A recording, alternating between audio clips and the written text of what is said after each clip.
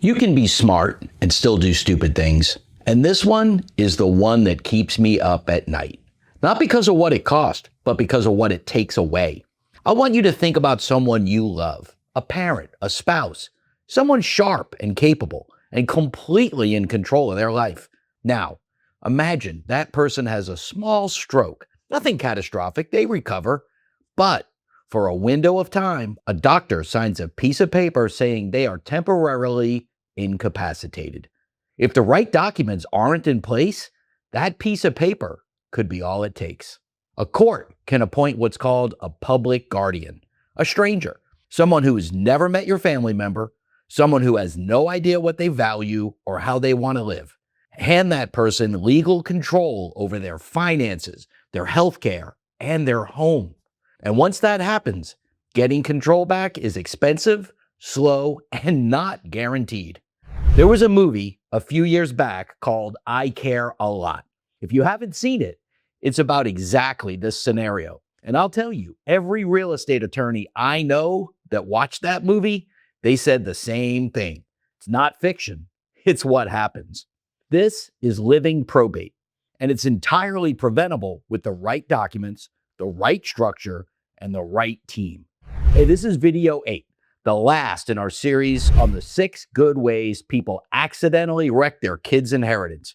We've spent 7 videos talking about what goes wrong after someone passes. Today, we're going to talk about everything you can do right now, while everyone is alive, healthy, and in full control, to make sure that none of these 6 disasters ever happen to your family. And more than any other video in this series, this one requires a team, not just an attorney, not just a realtor, a full team, attorney, CPA, financial planner, all in on the same conversation, all working towards the same goal. I'm going to explain why that matters before we're done today. I'm Tom McNamara, Florida Real Estate Insider. If you're just joining us, go back and watch videos 1 through 7 first. The links are in the description. This video will make a lot more sense if you have that foundation. And if you haven't subscribed yet, do it now. This is the video that ties the whole series together.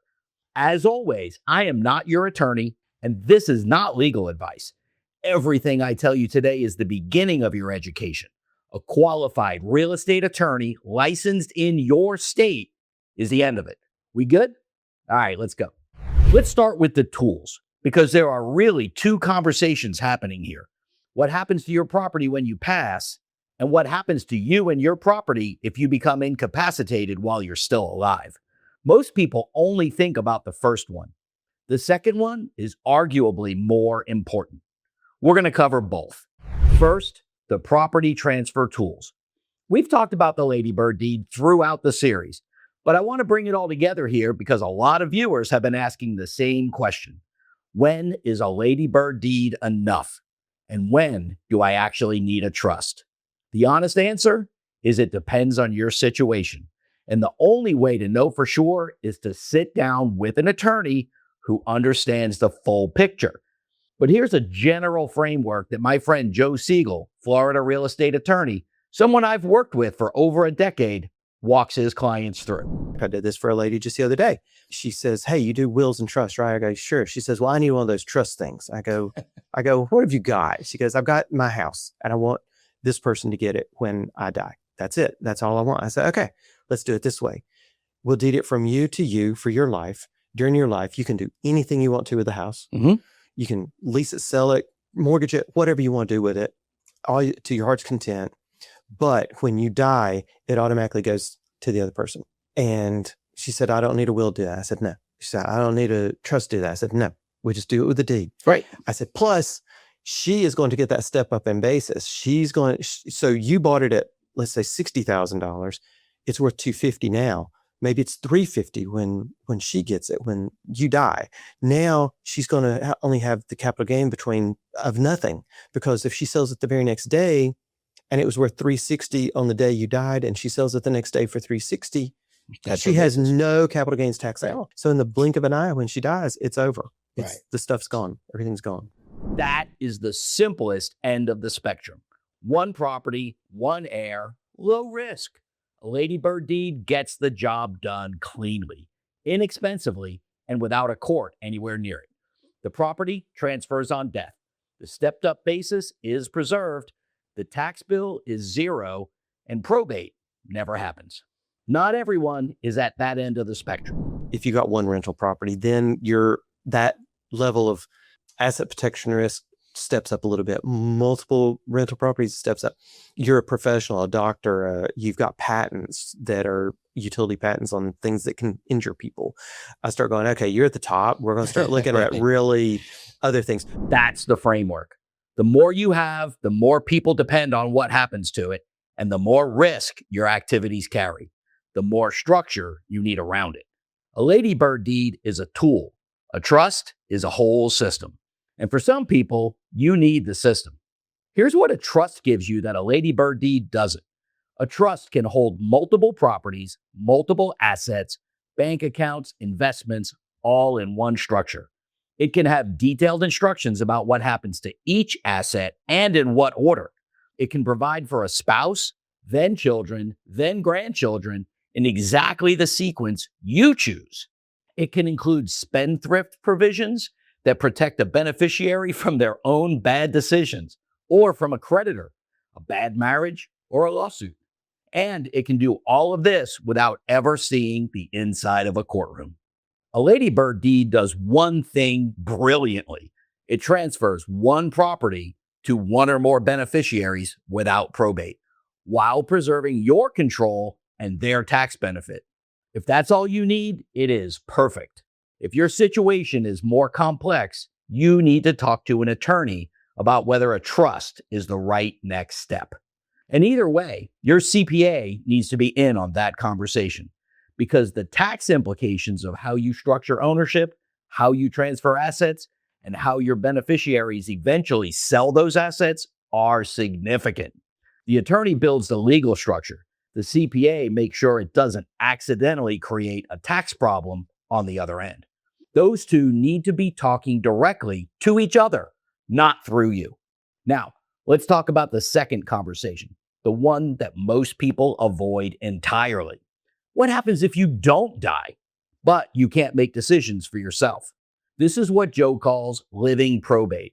And it is, in some ways, scarier than the alternative, because you're still alive. There are still bills to pay, decisions to make, property to manage, healthcare to coordinate.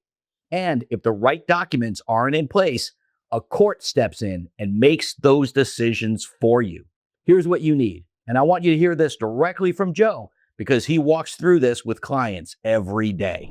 So I tell people, it's like you need to get a durable power of attorney, which handles all the financial stuff.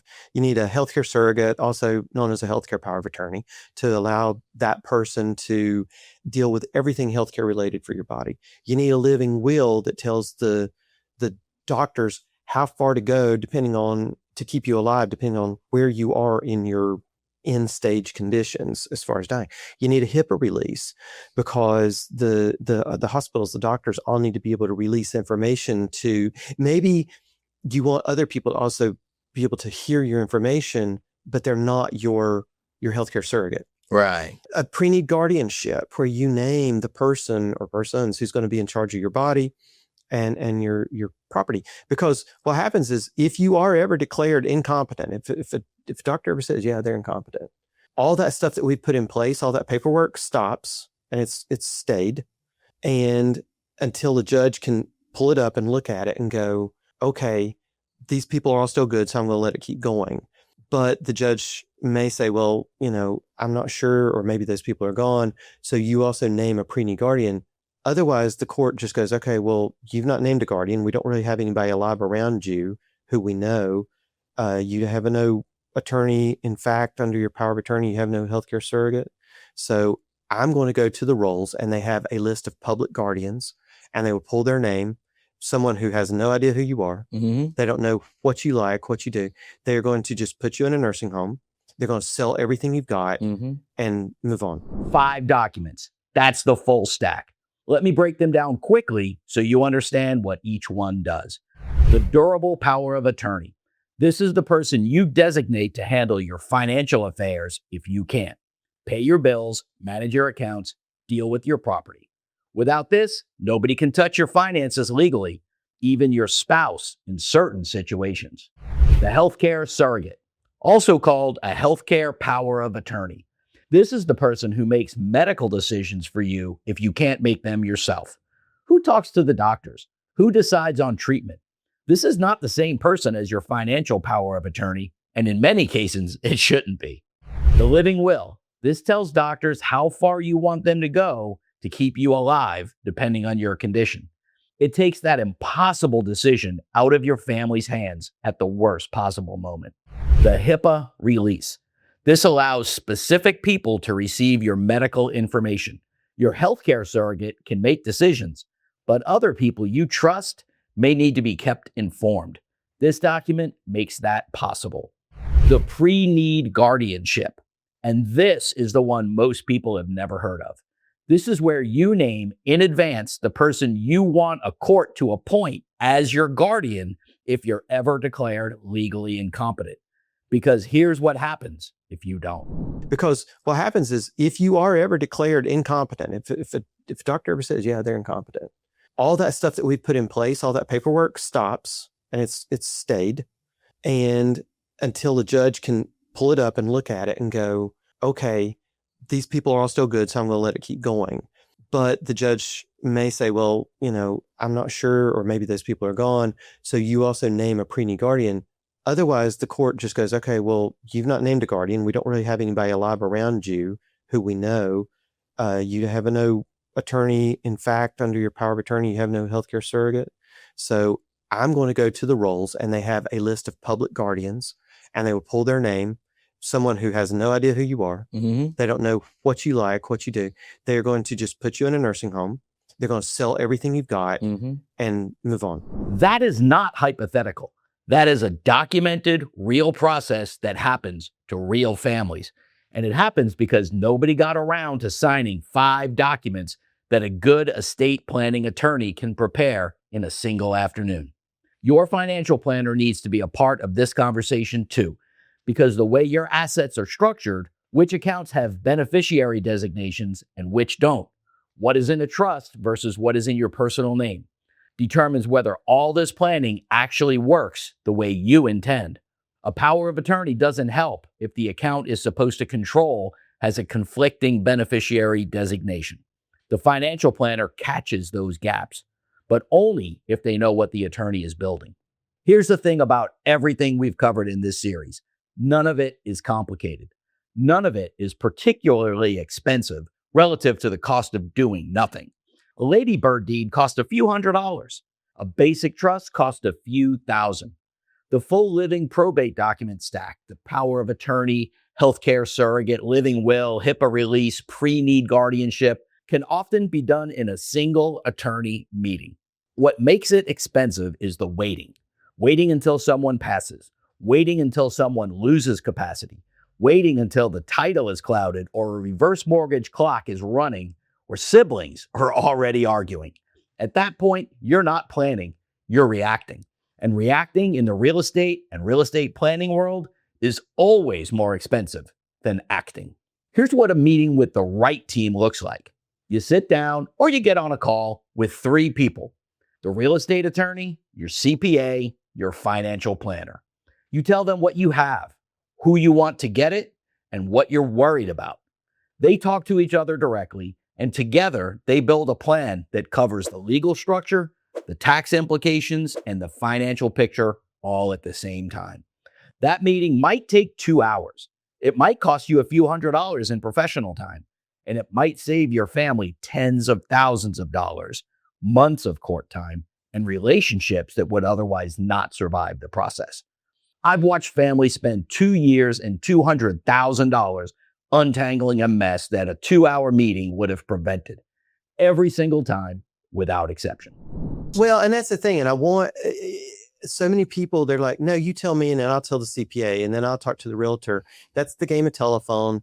Stuff gets dropped, things get missed.